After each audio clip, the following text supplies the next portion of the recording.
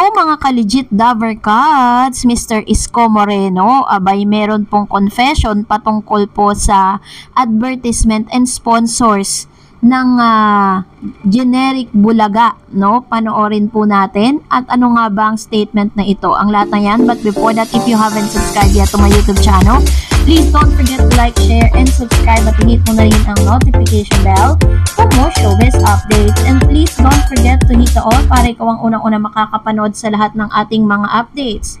Bago tayo magpatuloy sa ating updates for today's video, nais ko po muna magpasalamat sa lahat ng mga legit viewers, subscribers, and legit Davercats natin na lagi nag-aabang at nakaantabay sa mga videos natin. Maraming salamat po.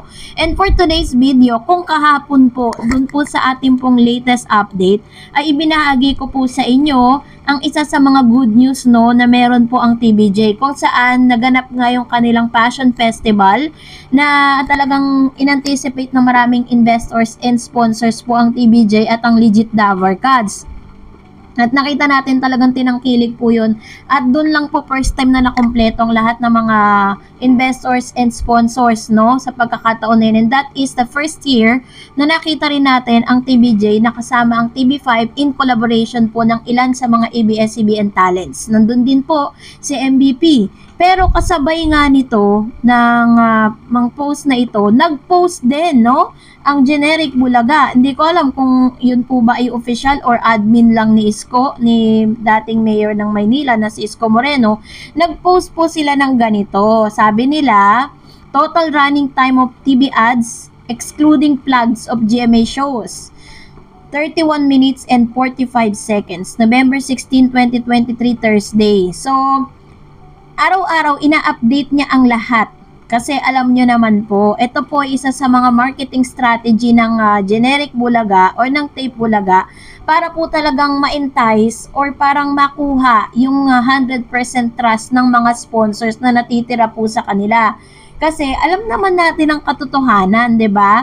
Dito nga po sa EAT halos wala na pong oras, halos sobrang running out of time sila sa lahat ng segment nila dahil sa punong-punong mga ads. Tapos ito pa ang sabi, ito kasi parang medyo contradicting dun sa sinasabi po nila. Sabi, Isko na ba? Yan po yung yan yung Facebook page. Sabi diyan, dinumog kahit weekday dinumog ng ads ang Kapuso Noontime Show na #eatbulaga nitong lang Huwebes, November 17. Umabot ng 31 minutes at 45 seconds ang total duration ng mga TV ads sa naipapalabas sa commercial breaks. Patunay lang ito na malaki pa rin ang tiwala ng mga kumpanya at sponsor sa longest running noontime show ng bansa.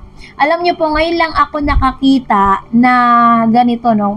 Parang talagang kumbaga sa strategy ginagawa po nila ito para talagang, kumbaga parang may pinapatunayan sila parang ito ay contradiction dun sa tunay na nangyayari. Maraming beses na pong ipinakita dito po sa EAT kung paano pong lumipat, no, ang ilan sa mga sponsors po na dating nandoon po sa branded Eat Bulaga at nagbalik loob dito po sa EAT. Tapos ngayon, sinasabi nila at binobroadcast po nila sa social media na parang sinasabi nilang mali yung mga naririnig ng ilan na spekulasyon patungkol nga sa pagbaba ng ilan sa mga commercial breaks nila. Nung minsan pong pinanood ko, ito pong generic bulaga, no, habang nanonood ako ng EAT, nakaantabay din ako sa kanila. Inobserbahan ko kung may mga bago ba silang sponsors. Pero base po sa mga nakita ko, same pa rin at wala namang naidagdag. No, contradiction dun po sa nangyayari ngayon sa EAT na habang tumatagal, habang padagdag ng padagdag ang mga buwan kung saan sila ay umeere sa TV5, mas dumadami at mas nadadagdagan ang mga advertisement. So, tapos kung i-analyze po ninyo yung statement na to, sinabi dyan na ito'y isang patunay lang na may tiwala pa rin sa kanila ang mga kumpanya at sponsors, which means dumating na rin pala sa pagkakataon or dumadating sa pagkakataon sa history po ng na neto pong nasabing show na nawawalan talaga ng tiwala sa kanila ang mga sponsors, no? At yun po ang isa sa mga pinaka biggest thing na pwedeng pagdaanan ng isang program. Kasi pag wala na pong tiwala sa iyo ang mga ang mga sponsors and investors or advertisement, mas lalo talagang mapipilitang magsara at talagang itigil na yung totally yung show, ano? At yun po yung pinaka masakit na pwedeng mangyari. Kaya naman, yung nangyari nga po na pagkakaroon ng meet and greet, no, para sa mga sponsors, ano po yun, good gesture lang po yun, na talagang mula po nang napunta sa TV5, ito pong TVJ, mas isa na sila sa tinuturing na most trusted, talagang pinagtibay, ano, na talagang mas marami pang mga sponsors and investors ang talagang 100% na nagtiwala sa TV5 kasi hindi naman talaga ganon kapansinin ang TV5 noon. Ngayon na lang naman talaga nabigyan ng break itong network na ito mula nang napasama sa kanila. Ito pong TVJ, yung iconic trio. So anyways, maraming salamat po at syempre narito naman ang ilan sa mga komento po ninyo patungkol sa last update po natin. Magbabasa tayo ng ilan sa mga komento ninyo guys. Unahin natin ang komento mula kay sabi ni user or ni Mr. Milyari Mascareñas, pa-shoutout naman ang group ko Viva Max Babes at Viva Max Boys and Tita Missy and Malyari Mascareñas 1834. Asahan ko yan next vlog. Ayan. Thank you po sa inyo pong panonood at palagi ang pagsuporta po sa mga updates natin at kay Mr. Malyari Mascareñas, thank you so much.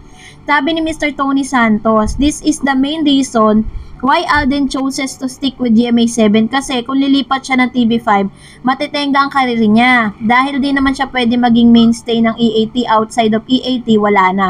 Tulad ng teleserye and movies, I still remember marami mga artista ng TV5 ang naglipatan sa ABS-CBN at GMA7 kasi nung time na Shot Reyes ang president ng TV5, lalong lumaki ang pagkalugi.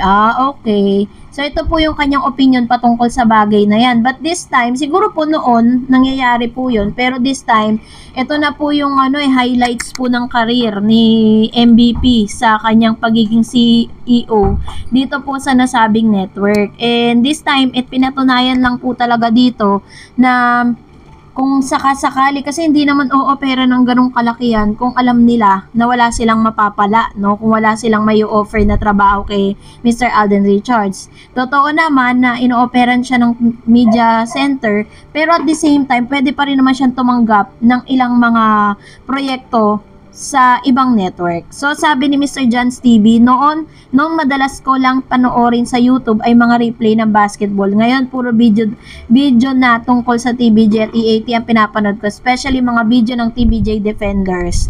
Thank you, Mr. John's TV. Yan, so salamat po sa inyo pong panonood at salamat din po sa inyong palagiang pagsuporta po sa lahat ng mga updates po natin patungkol sa TVJ. Ayan. So, and of course, syempre po, palagi lang po kayo mag-abang sa mga updates natin araw-araw patungkol po dito sa ating pong TVJ. And of course, another comments coming from Cathy Hill. Legit Davar Cards, your loyalty and support for TVJ is what matters most. Now, bashers of TVJ Defenders, balot pa rin ng inggit ang katawan, kaya karma is after you. True.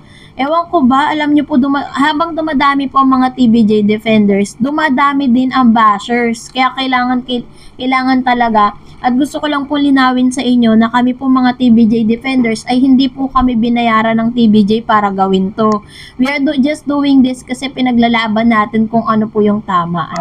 Sabi ni Mr. Romeo Victoriano, tama po kayo, basta tayo legit Davar Cards, walang papantay.